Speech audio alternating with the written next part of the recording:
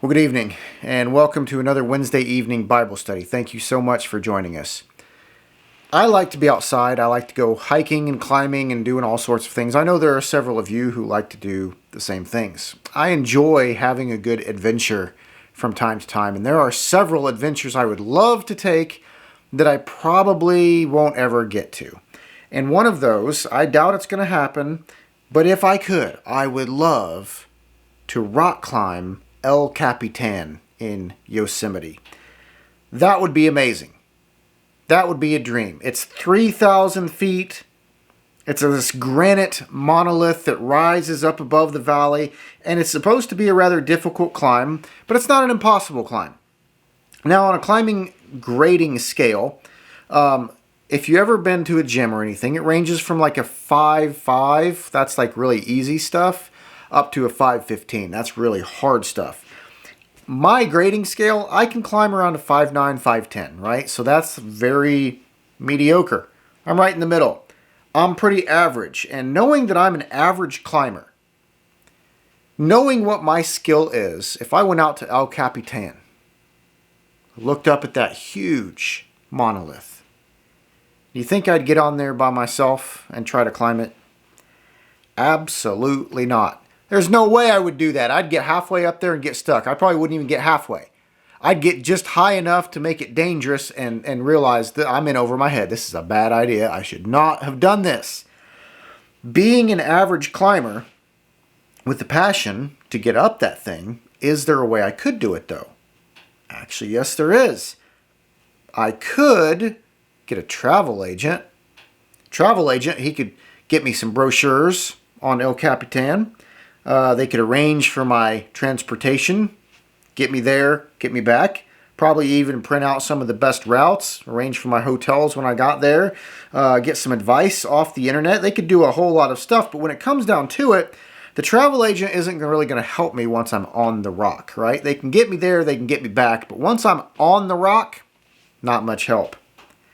I'm stuck, I'm dangling there, and I'm wondering what in the world I'm going to do, and my travel agent, they're sitting at home watching TV.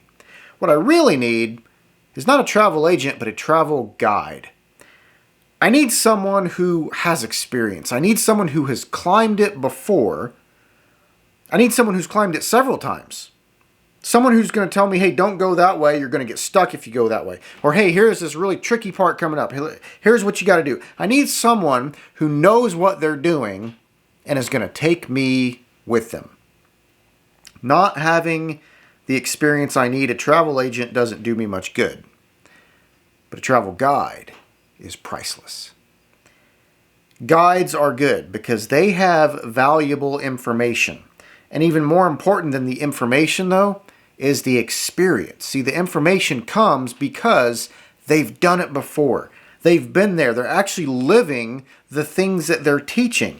They've already made the mistakes and they've figured out where to go and where not to go. They know the whole path inch by inch, and they can share it all with you from right there by your side. They're guiding you. As Christians, are we travel agents or are we travel guides? Think about that. Matthew 7 verses 13 and 14, Jesus says, "Enter by the narrow gate. For the gate is wide, and the way is easy that leads to destruction, and those who enter by it are many. For the gate is narrow, and the way is hard that leads to life, and those who find it are few." There are a lot of people who are searching for that gate. They're searching for that path. They're looking for a way to heaven, and there are a lot of travel agents out there. There are a lot of people who are saying, look, here's the brochure. Do what I say. Go where I tell you to go and enjoy the trip. Plenty of those travel agents telling people how to get to heaven. But from this verse, we know that of all the people that are going to take the trip and look for that path, few are going to find the correct path. Lots of people are going out to look for it, and lots of people aren't finding it. They don't need travel agents. They need travel guides. They need guides who know exactly where to find the straight gate and how to travel the narrow path. Because if they don't have a guide to show them all of that, chances are they're going to be one of the many. And they're going to go through the wide gate, and they're going to go down the broad way. Some might even find the narrow gate and get stuck. Kind of like me on El Capitan. They'll probably get a little ways there and then all of a sudden realize, I don't know what to do. I don't know where to go from here. They need a guide that's there with them. They need someone right beside them, helping them every step of the way, showing them the steps to take, the direction to go, and advising them on exactly how to stay on the path. If you'll turn over to Acts chapter 8, it's a very familiar story. It's about Philip and the eunuch. And in verses 30 and 31, it says, So Philip ran to him and heard him reading Isaiah the prophet and asked, Do you understand what you are reading? And he said, How can I unless someone guides me? And he invited Philip to come up and sit with him. And so here we have the eunuch, and he's got the desire to take the trip. I mean, he's got scripture right there in front of him. He wants to find the right path. He wants to know where the straight gate and the narrow way is. He wants it. He's looking for it. But he's trying to find it on his own. And he's realizing, I can't find it on my own. He's apparently struggling. He's stuck. And he tells Philip, I need a guide. I need someone to help me. And so in verses 32 through 34, they go over the scripture that the eunuch was reading. And then in verses 35 through 38, it says, Then Philip opened his mouth, and beginning with this scripture, he told him the good news about Jesus. And as they were going along the road, they came to some water. And the eunuch said, See, here is water. What prevents me from being baptized? Look at verse 38 right here. Right. He's guided him. Right. He's telling him the proper way. The eunuch says, Here's water. What's preventing me? Verse 38, And he commanded the chariot to stop, and they both went down into the water, Philip and the eunuch, and he baptized him. Philip's not just telling him, hey, go do this. Philip's walking with him. Philip goes down into the water with him. Philip is going step by step, leading this eunuch. He was a guide for the eunuch. He hops up in the chariot. He rides with him. He starts right in the scripture where the eunuch was. He walks him through the process side by side. God doesn't want us to be travel agents. He wants us to be travel guides. But here's the thing about guides.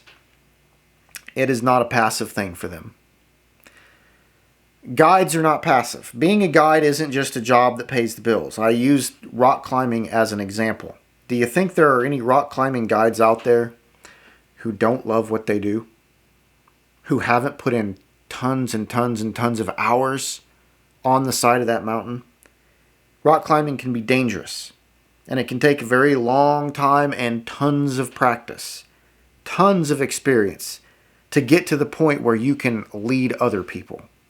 Would anyone put in that much time and that much effort if they didn't actually enjoy what they were doing? If you wanted to go whitewater rafting, would you ever be able to find a guide who didn't love whitewater rafting? Why would you risk your life among the rapids and the shards of rock day after day if it's not something you love doing? Hunting guides, a tour through the city guide, any kind of guide that you can imagine. The reason they do it is because that's what they have a passion for doing. They love showing people the thing that they love. They're getting paid to do what they're passionate about every single day. Do we have the same attitude for God? Do we have such a passion and a desire for the Lord that guiding people to Him is what we want to do? It's my passion to follow Christ, so I want to show you Christ. I want to lead you into Christ because I love Christ. Is that how we really feel? Do we do it because we want to and we love to, not because we're commanded to and we're supposed to? I think quite often the church is happy to just be travel agents. We like to be travel agents.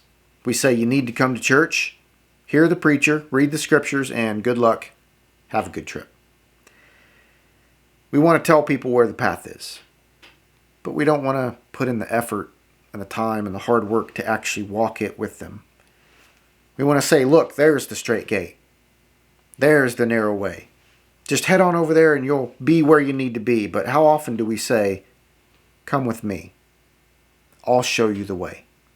How often do we say, follow me? I know exactly where you need to go and what you need to do. It's not an easy path. It gets really tricky, but I have walked it and walked it and walked it. I've traveled it so often, I know every inch of it.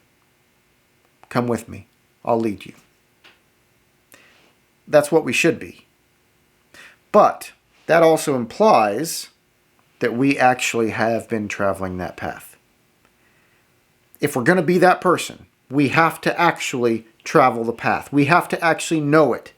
A guide doesn't just decide one day he's a guide. He has to actually know what he's doing first. Otherwise, it's just the blind leading the blind. I wouldn't dare get up on El Capitan with someone who's never actually been up it. That's just not smart. It's not safe. I need somebody who's already been there and done that to show me the way. If we haven't traveled the path, if we haven't been walking in righteousness ourselves, then we really have no business leading others. But if we truly love God, and if we are truly living the Christian lifestyle, then we'll have the knowledge and the wisdom and the experience to guide others in the same way. And that's not to say that we're not going to fall off every now and then ourselves. We're not perfect. We will mess up. The path isn't easy. It gets treacherous from time to time. We've got to work through those difficulties ourselves before we can start leading others through those same difficulties. You know, I've watched lots of climbing videos, and what's interesting is that a rock climber will be up on a rock and they'll zip through certain parts of it, but then they'll get to a place where it's really tricky and they fall. And they fall over and over and over. And they keep getting back on, they keep trying it different ways, they keep trying different methods, and they keep on falling. And they may go through that same spot 20, 30, 40 times. Some climbers will spend days and years just working out one specific spot on the wall that they can't quite get. But eventually, they figure out how to do it. And once they do, then they can save the next person a whole lot of hassle, a whole lot of discouragement by telling them exactly how to do it. When that next person comes along and they fall off, that climber can say, oh yeah, I fell off a lot. Let me show you the secret. I figured it out. I know how to get through that spot. When I was learning how to rock climb, there was a guy, name was Sean. He worked at the gym that I was climbing at, and he took it upon himself to teach me. Now, I'm kind of cheap. I wasn't going to pay for lessons. I wasn't going to have a personal guy teaching me how to rock climb. I just went into the gym every day, and I was climbing hard, and he saw me just every day working hard, and so he started offering some free lessons to me.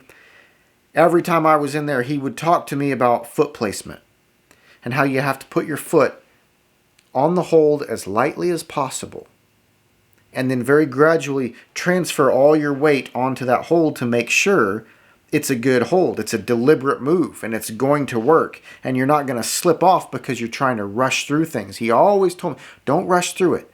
Don't rush through it.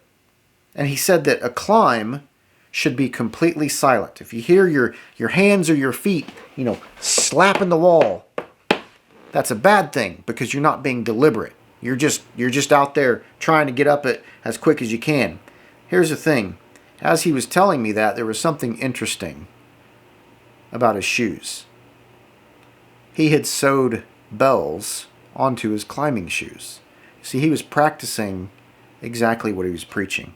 He was so good that he could climb any route in that gym, no matter how hard it was, but he wasn't content to stop right there.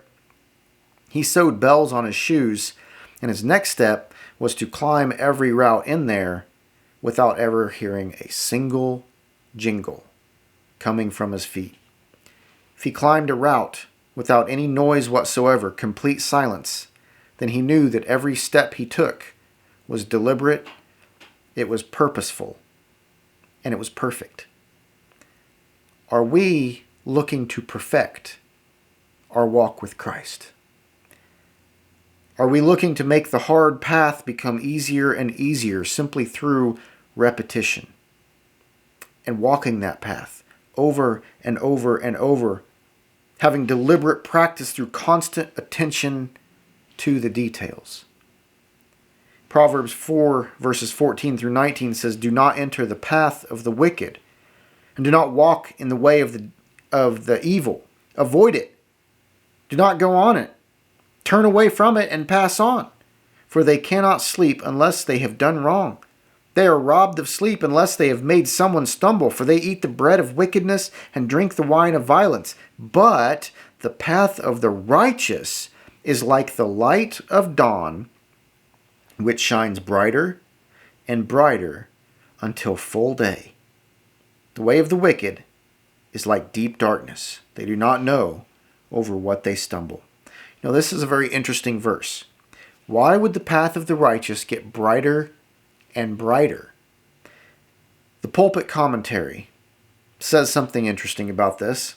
Quote, "The growth of light from dawn to noon as an image of moral progress. The good man travels out of dimmer perceptions and out of doubts into clear convictions of reason. As the sun rests not till it stands in high noon, so the righteous is ever advancing toward the goal of a life in perfect unity with God."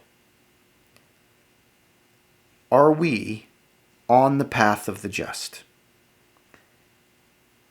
Are we in the narrow way? And are we guiding others along that path and along that way as well? Christianity is not something that is only supposed to be taught. It is not something that serves as a travel agent. It's supposed to be something that serves as a travel guide. Are we being the travel guide? Christianity isn't something that's only taught, it's something that is lived.